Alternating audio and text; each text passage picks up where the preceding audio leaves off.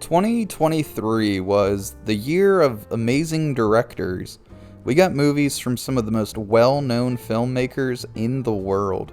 The most popular ones being Martin Scorsese, Ridley Scott, Christopher Nolan, Wes Anderson, David Fincher, Hayao Miyazaki, Greta Gerwig, Ari Aster, and the list goes on and on. So naturally, I'm not surprised that they made some of the best movies of the year. I was a little surprised with how slow the year started out, but sure enough, it began to pick up steam, and then in just the past couple of months, there have been a ton of great films that have been released. Like every year, I didn't get to watch absolutely everything I wanted to, and since I'm only going to rank the 10 best, I want to include some honorable mentions. But anyhow, without any further ado, let's hop into the rankings. Guardians of the Galaxy Volume 3 was a breath of fresh air. I haven't paid much attention to the MCU since Endgame came out and the Infinity Saga ended. In the past few years, it feels like Marvel has been shamelessly milking every last dollar out of these franchises. In my opinion, they've overexpanded themselves to the point that if it isn't the Tom Holland Spider-Man movies or the Guardians films, I'm not interested at all. But this is a Guardians film, and it may be the best one yet. To me, this is James Gunn peaking as a writer. Something I've always thought Gunn has done very well is fleshing out his characters. Since the start of the series almost a decade ago, we've learned so much about Quill and Gamora and Nebula, but someone whose backstory has been a little vague over that time is Rocket.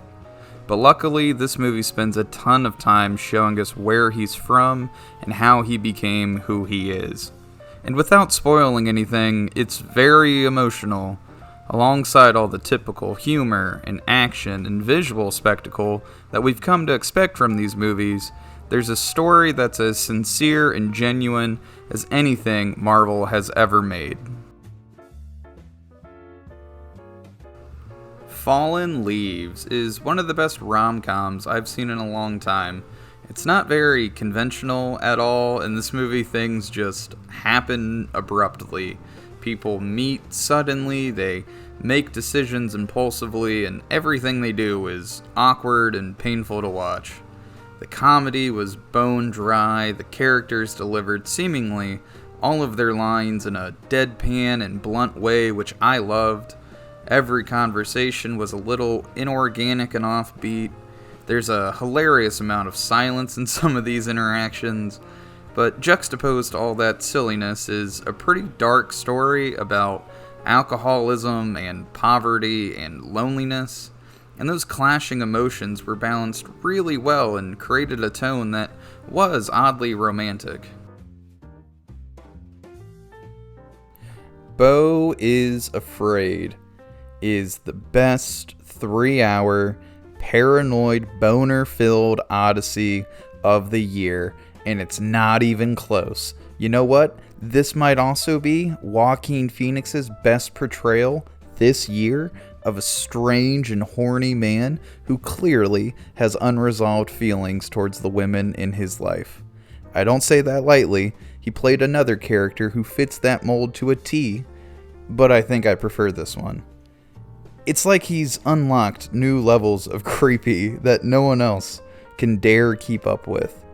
Speaking of which, this fucking dude, I've never been able to objectively measure how good of an actor someone is, you know? Like, how could someone do that? But with Joaquin, it's simple. When he's on screen, just take note of how disturbed you are, and voila, that's how good he's doing. And using that logic, that means that in this movie, he's incredible. And yeah, he is. He's amazing. This whole movie is amazing. I don't even know what to say about it. It's legitimately unlike anything I've ever seen, and it's truly a one-of-a-kind film. Poor Things is a movie I just saw before making this video, and it was something else. So basically, the main character, Bella, who's played by Emma Stone, has been pieced together and reborn by Willem Dafoe's character, who's pretty much just Dr. Frankenstein. He's always experimenting on people and animals, and it's fair to say that he's playing God, so to speak. As a matter of fact, Bella literally refers to him as God throughout the movie.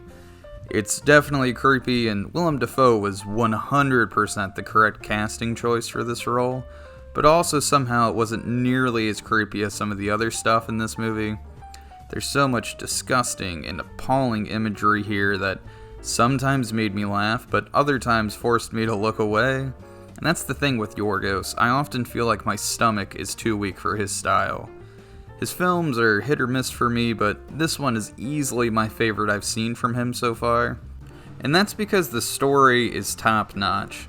It's a story that thematically touches on free will, sexual liberation, empowerment, and most of all, personal sovereignty. What Bella wants more than anything is the freedom to be herself. She wants to leave home and follow her spirit. She's excited to make mistakes in order to learn from them. She's always reading and conversing with people as a way to discover new ideas. And ultimately, all Bella wants is to live her own life. When you view it that way, it's a really wholesome film. Plus, this movie is taken to the next level by Emma Stone's performance. It looks like she had an absolute blast in this role. Killers of the Flower Moon is a movie I was really excited to rewatch for this video. After my first time seeing it, I absolutely felt the runtime. There was no way around it. I was still blown away by the film, but I definitely had that major complaint. I felt like one way or another the film had to be shortened. However, I didn't feel that way when I watched it again. Every character, every scene, every conversation felt like it had its place, and now I can't imagine trimming anything off of this movie. I think what really hooked me this time was the relationship between Molly and Ernest, who were played by Lily Gladstone and Leonardo DiCaprio. If the two didn't have chemistry, and if their relationship didn't feel heavy and believable, I don't think the film would have worked. But those two were incredible together. DiCaprio plays a deceitful fucking idiot who thinks he's 100 times more cunning than he actually is. Nevertheless, he still manages to be pretty charming because he's Leonardo DiCaprio, a handsome devil, as he describes himself. And sharing the screen with him for most of the movie is Lily Gladstone, who I'm predicting right now will win 1,000,000 awards for her role in this film. She brought so much of the humanity to this story, and I think this story should be seen from her point of view. She feels like the most central character in my eyes. Like I said earlier, I think it was the relationship between those two that acts as the foundation for the movie, but I think my favorite performance, though, was given by Robert De Niro. This dude is the devil. I loved every second he's on screen.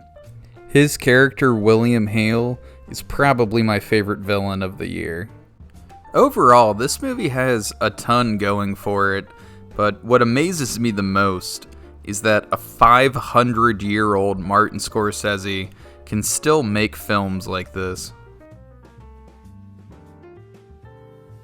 Past Lives is a film that left me speechless. It's also a movie that made me cry in public, in a theater, which is something I think I've only ever done a handful of times in my entire life. But it's not like this movie reinvented the wheel or anything. I don't want to give the wrong impression. It's essentially just a classic love triangle. However, what I think is really special about this film is the notion that there are people who stay and people who leave. The characters in this movie become pretty obsessed with that idea and imagine and talk about with one another what their lives would look like if this person stayed or that person left. It's super nostalgic, it's very romantic, and I would also add that it probably has my favorite ending of the year. Mission Impossible: Dead Reckoning Part 1 is a dumb title for a movie. But regardless, it is easily my favorite action film of the year, Before watching this, I had only seen the first Mission Impossible movie. I liked it, didn't love it, but I had heard that the series had gotten much better in the past few years, so I wanted to give this movie a chance, and I'm glad I did. This is amazing. To start off, the story here is fantastic. AI in fiction is one of those subjects that can get a little heady and full of itself, in my opinion, but when done properly, I find it to be endlessly interesting. And in this film, the AI, known as the Entity, is a villain that is described as playing 4D chess, and even that feels like an understatement. Like, if you sneeze, the Entity predicted you would. If you woke up at 7:04 and not 7:03, the AI predicted that. It's such a fantastic and threatening idea for a villain. Fear not, because combating the Entity is the 61-year-old Turbo Chad himself, Tom Cruise, who I just fucking love.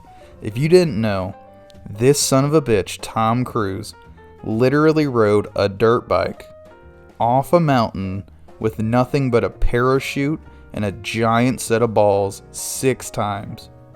He didn't have to, but he did. Like, the guy is the greatest action hero of all time, in my opinion. After I watched this movie, I immediately went and binged the others, and while now I'm a big fan of the series as a whole, this one still stands out to me as being the best of the bunch.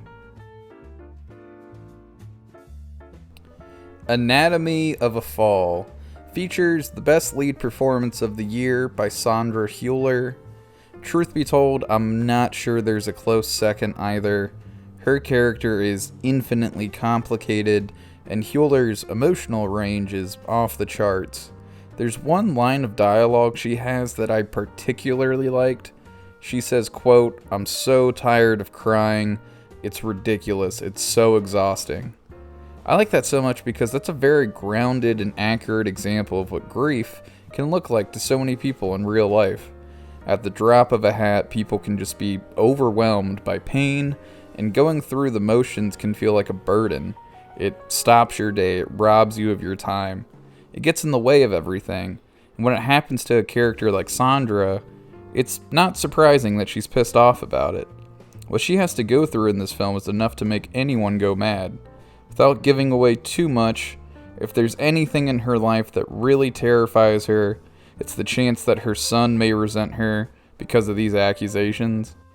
And speaking of her son, Milo Machado Groner, whose name I'm sure I butchered, deserves his flowers. He plays Daniel, the 11-year-old boy who was caught in the middle of his family's tragedy.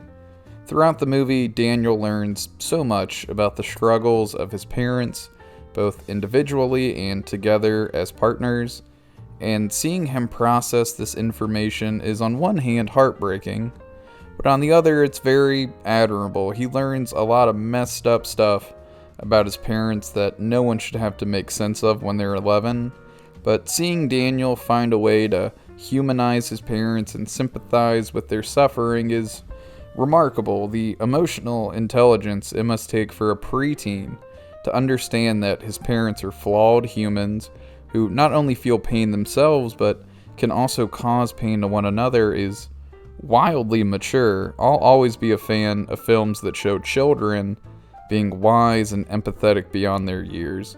I have nothing but the highest praise for both Hüller and Groner, and honestly, I have nothing but praise for this whole film. The Holdovers is a film I've already talked about on this channel. In that video, I called it an instant Christmas classic, and I still fully believe that. Watching this again closer to the holidays made me love it even more. It's one of the most touching and uplifting films of the year. Like I said in my original review, the dynamic between Paul Giamatti and Dominic Sessa was fantastic. Those two guys crushed it and brought so much personality to the film. But someone I want to talk about in this video is Divine Joy Randolph, who played Mary. In many ways, she felt like the glue in this movie. Her story in particular really resonated with me. She's a mother grieving over the loss of her son. She's just as lonely and just as hurt as these two men, but yet it's her character who has to constantly remind them that their own pain and suffering is no excuse to be a dick. And if we're boiling this movie down to its core, that's kind of the whole point. So if you haven't seen this one, right now is the perfect time to watch it. The Boy and the Heron is, unsurprisingly, my favorite movie of the year. I could have told you a year ago it was going to be my favorite. I've already talked about this movie more in depth in a review I made on my channel, so I'll keep it brief. It's beautiful, it's crazy, it's otherworldly. When watching it, I couldn't help but feel like it was somehow autobiographical. Personally, I feel like it kinda sums up Miyazaki's entire career. In my eyes, it's the perfect swan song for him. I've only seen this once as of recording this video, but in the few weeks since watching it, I've thought about it non-stop. At the beginning of this video, I said that 2023 has been the year of great directors, and it definitely has been.